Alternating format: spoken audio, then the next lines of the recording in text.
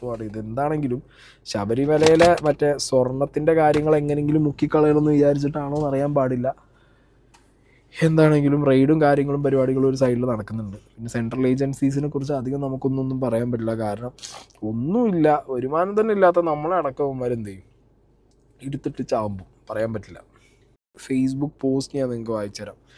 ദുൽഖർ സൽമാൻ്റെ വാഹനം കസ്റ്റംസ് പിടിച്ചെടുത്തിട്ട് പിന്നീട് പത്രസമ്മേളനം വേണ്ടാത്തോളം വിളിച്ചു പറയുകയും സംഭവിച്ച ദുൽഖർ ഹൈക്കോടതിയിൽ കൊടുത്ത കേസിൽ കസ്റ്റംസിനെ കോടതി നിർത്തിപ്പൊരിച്ചു. ഈ വിഷയത്തിൽ പരാതിയുണ്ടെങ്കിൽ കോടതിയിലല്ല പോകേണ്ടത്, പകരം കസ്റ്റംസിൻ്റെ തന്നെ ഏതോ ഒരു അപ്പീലറ്റ് അതോറിറ്റിയിലാണ് പോകേണ്ടത് എന്ന് കസ്റ്റംസ് വാദിച്ചു.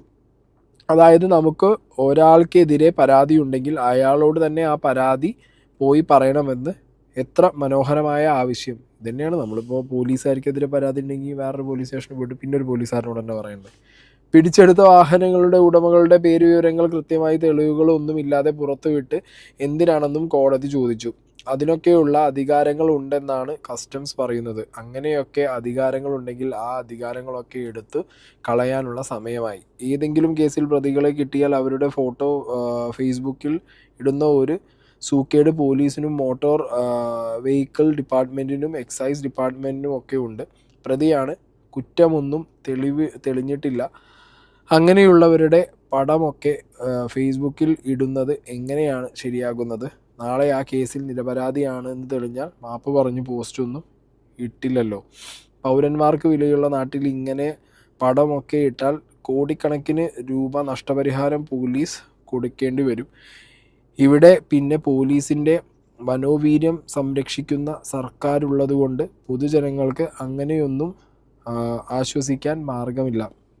സത്യത്തിൽ ഇവരുടെ ഈ ഫേസ്ബുക്ക് അഭ്യാസം പൂട്ടിക്കെട്ടേണ്ട സമയമായി. വണ്ടികൾ പിടിച്ചെടുക്കാൻ തങ്ങൾക്ക് അധികാരമുണ്ടെന്ന് വാദിച്ച കസ്റ്റംസ് ഉദാഹരണമായി പറഞ്ഞത് സ്വർണമൊക്കെ മോഷണം പോകുമ്പോൾ തൊണ്ടി മുതൽ പിടിച്ചെടുക്കുന്ന കാര്യം.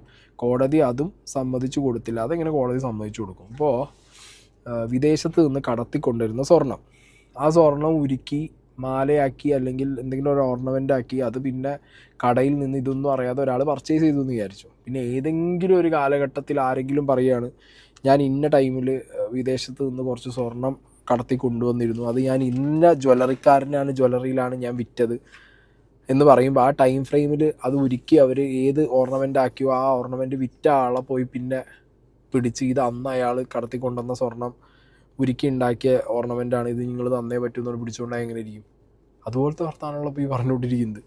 വർഷങ്ങളായി പലരുടെയും കൈമാറി വന്ന ഈ റോഡുകളിലൂടെ ഓടുന്ന വർഷങ്ങളായി എങ്ങനെയാണ് അങ്ങനെ പിടിക്കുന്നത് എന്നത് കോടതി ചോദിച്ചു. കൃത്യമായ രേഖകൾ ഉണ്ടാക്കിക്കൂടി പല സർക്കാർ ഡിപ്പാർട്ട്മെൻറ്റുകൾ പരിശോധിച്ച ശേഷം വാങ്ങിയ ഒരു വണ്ടി എങ്ങനെ പിടിച്ചെടുക്കാൻ പറ്റും? അങ്ങനെ കള്ളക്കടത്താണെന്ന് തെളിയിക്കുകയോ രേഖകൾ കസ്റ്റംസിന് കയ്യിലുണ്ടോ എന്നും കോടതി ചോദിച്ചു. കസ്റ്റംസിൻ്റെ നിയമപ്രകാരം ഇത്തരത്തിൽ പിടിച്ചെടുത്ത വാഹനം തിരിച്ചു കിട്ടണമെങ്കിൽ വാഹനം ഉണ്ടാക്കിയ കാലത്തൊട്ടുള്ള രേഖകളുമായി വരണമത്രേ. അതായത് ഈ രേഖകളൊക്കെ പരിശോധിച്ചു വണ്ടി കൈമാറ്റം ശരിയാക്കിയ ഉദ്യോഗസ്ഥർക്ക് ഒന്നും യാതൊരുവിധ ഉത്തരവാദിത്വമില്ല. എല്ലാം പൗരൻ്റെ തലയിൽ. അപ്പോൾ പിന്നെ ഇവർക്കൊക്കെ ശമ്പളം കൊടുത്ത് അവിടെ ഇരുത്തിയിരിക്കുന്നത് എന്തിനാണ്?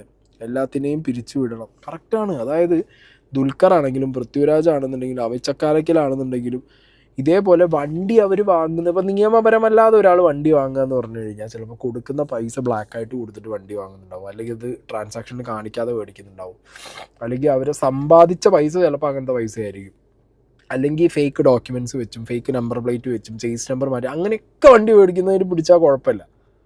നിയമപരമായിട്ട് എല്ലാം ക്ലിയർ. ഇപ്പോൾ എൻ്റെ അറിവിൽ ദുൽഖർ ലാസ്റ്റ് കോടതി പറഞ്ഞിട്ടുള്ളത് ഈവൻ ബാങ്ക് ട്രാൻസാക്ഷൻ അടക്കം ദുൽഖറിൻ്റെ കൊടുത്തിട്ടാണ് അവർ പറയുന്നത്.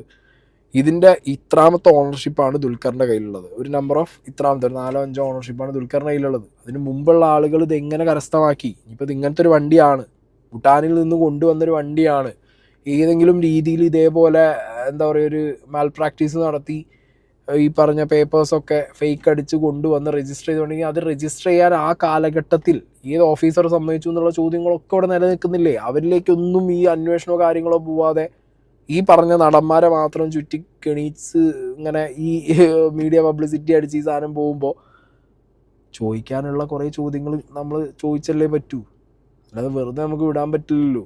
അതുകൊണ്ടാണ് ചോദിക്കുന്നത്. ദുൽഖർ സൽമാനോ പൃഥ്വിരാജോ അമിത് ചക്കാലക്കലോ